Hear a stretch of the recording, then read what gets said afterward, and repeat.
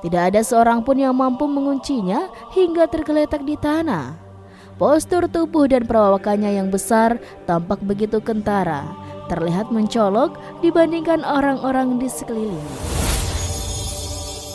Assalamualaikum warahmatullahi wabarakatuh. Gulat disebut sebagai olahraga tertua di dunia yang dikompetisikan. Olahraga gulat telah muncul di lukisan-lukisan Mesir kuno yang berusia 5.000-an tahun. Konon, gulat sudah menjadi mata pelajaran di Tiongkok sejak 2050 sebelum Masehi. Tidak heran ya sobat, dalam adegan kolosal, para kesatria sering adu tanding gulat untuk menunjukkan kehebatan mereka. Di tangan masyarakat Mesir kuno, gulat yang semula dipraktekkan secara sederhana, akhirnya perlahan dijadikan lebih terpola dan sistematis. Perkembangan olahraga ini pun terus menguat hingga era Yunani dan Romawi kuno. Sebelum Islam datang, bangsa Arab Jahiliyah juga kerap mempraktekkan olahraga ini. Bahkan, gulat termasuk latihan yang rutin dijalankan sebagai bentuk persiapan perang.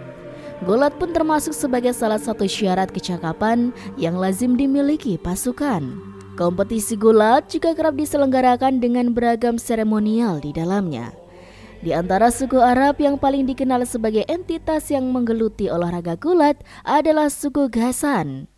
Pada masa Islam datang, tradisi itu masih semakin kuat dan dijadikan sebagai barometer kejantanan pria. Tantangan semacam ini juga pernah diterima Rasulullah SAW pada awal Islam. Umar bin Khattab termasuk salah satu nama pegulat unggulan yang dikenal halayak sejak pra-Islam. Pada masa Rasulullah SAW, salah satu kisah tersohor tantangan gulat itu datang dari Rukanah bin Yazid, pegulat tangguh yang terkenal dengan kemampuannya bergulat tingkat dewa. Kisah tantangan tersebut termaktub antara lain dalam Sunan Abu Dawud dan Sunan At-Tirmizi dan Imam Al-Bukhari di dalam kitabnya Al-Tariq Al-Kabir. Tidak hanya Rukanah, Rasulullah juga pernah latihan gulat dengan sejumlah sahabat. Selain Rukanah, putra Rukanah, Yazid, juga pernah bergulat dengan Rasulullah. Selain itu, ada pula seorang pria bernama Abu Al-Aswad Al-Jahmi. Abu Al-Aswad adalah sosok berkulit hitam dan sangat kuat. Tak dijelaskan dalam riwayat lebih detail terkait latihan gulat antara Rasulullah dan Abu Al-Aswad. Hanya ada satu pegulat nomor 1 Quraisy yang tertulis dalam riwayat, yaitu Rukanah, yang sudah disebutkan tadi di pembahasan awal. Namanya adalah Rukanah bin Abdul Yazid bin Hisham bin Abdul Muthalib bin Abdul Manaf al-Muntalibi. Ia adalah seorang pemimpin Arab yang terkenal dengan kekuatannya. Walaupun badannya kekar dan besar, Rukanah tetap lincah dalam berkuda.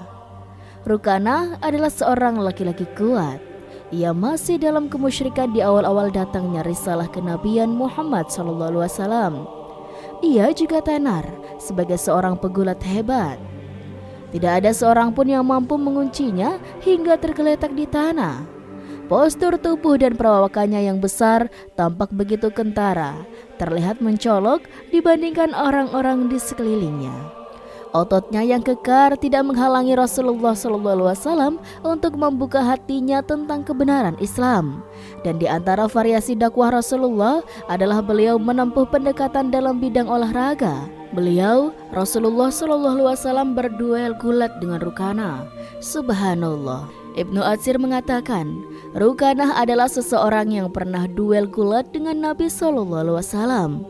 Beliau mengalahkannya 2 atau 3 kali, padahal ia termasuk laki-laki Quraisy yang paling kuat. Ibnu Ishaq mengatakan, Abu Ishaq bin Yazar berkata kepadaku, Rukanah bin Abdul Yazid bin Hisham bin Abdul Muthalib bin Abdul Manaf adalah orang Quraisy yang paling kuat. Suatu hari, ia bersama Rasulullah SAW di suatu kampung Mekah sebelum hijrah. Rasulullah SAW berkata kepadanya, Wahai Rukanah, tidakkah engkau bertakwa kepada Allah dan menerima dakwahku? Rukanah pun menjawab, Seandainya aku mengetahui apa yang engkau serukan itu adalah kebenaran, pasti aku akan mengikutimu. Rasulullah menimpali, Bagaimana kiranya ku kalahkan engkau dalam gulat? apakah engkau akan meyakini kebenaran perkataanku?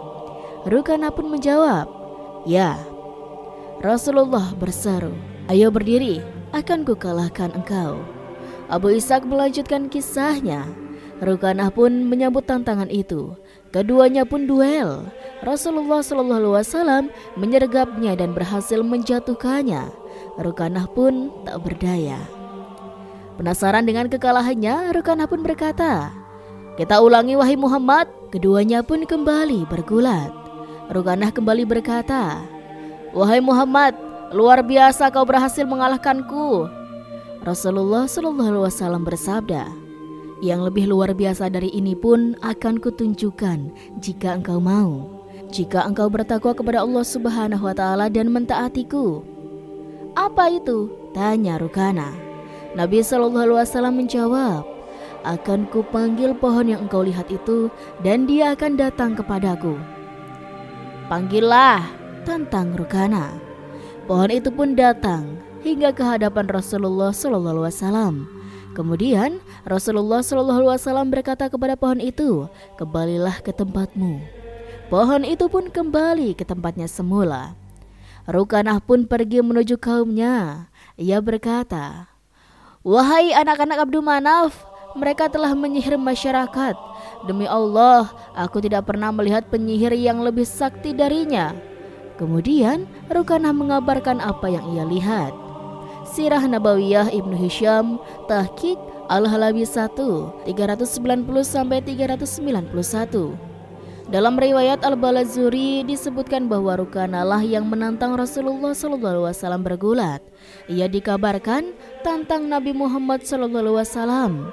Lalu Rukanah menemui beliau di salah satu bukit di Mekah. Rukanah mengatakan, wahai anak saudaraku, karena sama-sama Bani Abdul Manaf telah sampai kabar tentangmu kepadaku. Aku tidak mengenal engkau sebagai pembohong.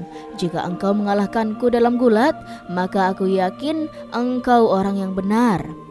Nabi SAW pun bergulat dengannya sebanyak 3 kali. Abu Al-Yaqzan mengatakan, ketika Rukanah datang kepada Nabi Muhammad SAW untuk memeluk Islam di hari Fathu Mekah, ia berkata, demi Allah, aku mengetahui jika engkau bergulat denganku, engkau akan mendapat pertolongan dari langit. Kemudian ia pindah ke Madinah dan tinggal di sana hingga wafat di awal pemerintahan Muawiyah radhiyallahu an. Ansabul Ashraf oleh Al-Balazuri. Ia memiliki penguat dalam riwayat At-Tirmizi 1784, Abu Daud 4078, dan Al-Hakim 5903. Demikianlah sobat kisah Rukanah yang mendapat hidayah Islam setelah kalah berduel dengan baginda Nabi Muhammad SAW. Gulat juga digemari oleh muda-mudi pada masa Rasulullah. Kedua cucu tercinta Rasulullah, yaitu Hasan dan Husain, kerap berlatih gulat bersama dan disaksikan langsung oleh Rasulullah. Lantas pelajaran apa yang bisa kita ambil dari kisah ini sobat? Dan inilah pelajaran yang bisa kita ambil dari kisah Rukanah. Pertama, metode dakwah Rasulullah yang variatif. Beliau berdakwah, berceramah.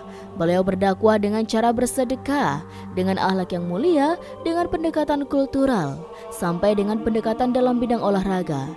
Namun, pendekatan dakwah beliau tidak menerabas sesuatu yang Allah larang. Kedua, Nabi Muhammad SAW tidaklah menginginkan harta dunia dari hasil duelnya dengan Rukanah dan anaknya. Akan tetapi beliau menginginkan hidayah. Ketiga, betapapun orang-orang musyrik sombong dalam menolak Islam, Rasulullah tidak menyerah mendakwahi mereka. Fitrah mereka tetap ingin keluar dari gelapnya kesyirikan. Keempat, terkadang seseorang malu menerima dakwah dengan metode ceramah. Namun, ia akan mengakui keunggulan dan kebenaran yang dibawa oleh orang lain apabila bisa mengalahkannya dalam bidang yang ia geluti. Oleh karena itu, terkadang seseorang lebih menerima orang yang seprofesi dengannya ketika mendakwahinya.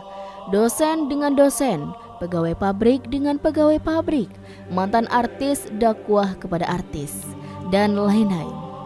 Kelima, Meskipun orang-orang musyrik berlaku sombong dan kasar terhadap Nabi Muhammad SAW, namun beliau tetap berlaku ramah, sehingga mereka tidak segan mengajukan pertanyaan, bahkan mengajak adu gulat sekalipun.